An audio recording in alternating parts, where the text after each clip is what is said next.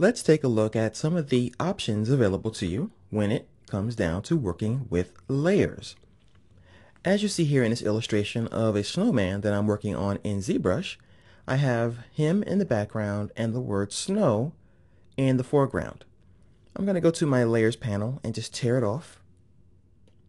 And I want to show you that we can look at our layers in several different ways. First of all, I'm going to go to the options here, this little upper right hand corner. And as you see, I can go to something called panel options. This allows me to change the thumbnail size. I currently have it at the largest setting, as indicated in my layers panel. This is often helpful when I'm working on something that I really need to see the detail inside of each image inside of my main image. So I might have several different layers, and on each single layer I have something that I really want to focus on. So what I'm going to do is put this on the small size here, click OK. And now, as I said before, I really can't see what's happening on the layers, but I can see the names of those layers. By default, Photoshop is going to always put the first layer on a locked layer.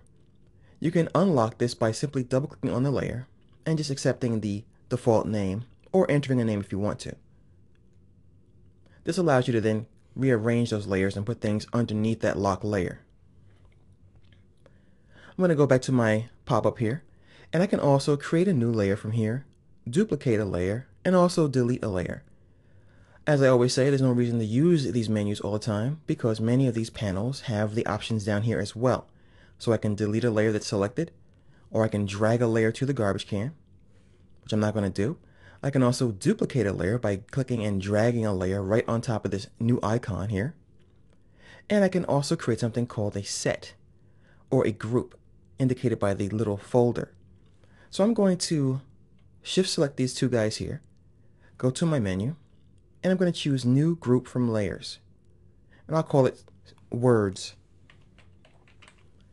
I can give it a color, so that every single folder that I have that contains some kind of words or some type will have that same color. I'll say OK. And now, this layer has this little blue icon here. So this is really helpful if I have a whole bunch of layers and I want to quickly see which ones have words on them. I can twirl this down and see the contents contained within. Of course, they also have the blue icon. I'm going to undo that.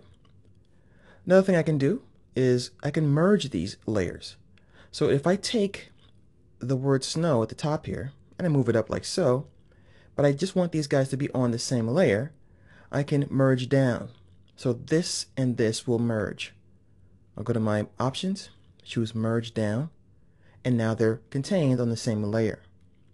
I'll undo that, and now I can merge visible, which means merge everything where I see an eyeball. This time I'll hide this other snow layer and choose that same option, merge visible. This time, this one is not merged because the eye is not showing, so it's invisible to Photoshop at the time. I can also hide this again and choose something called flatten image. Since I have one hidden, Photoshop's going to ask me if I want to discard this. If I want to, I'll say OK. It gets rid of that extra layer that's hidden, and it combines everything into one flat image. This is useful when you're finally finished working on something for a client and you want to send them a TIFF file or a JPEG or some kind of flat file. Typically though, I highly recommend that you always keep a PSD or a Photoshop version of this document, just for your own use and also your own backup. If need be, go to File, Save As, and then choose the file format your client wants to have, such as JPEG or anything here. That's the safest way to work instead of accidentally flattening this image and then selecting Save. If you save now, your layers are gone. So just a little warning in advance, because once you close this document, those layers are gone. So those are some of the options you have when it comes down to working with layers inside of Photoshop using the Layers panel and its pop-up menu.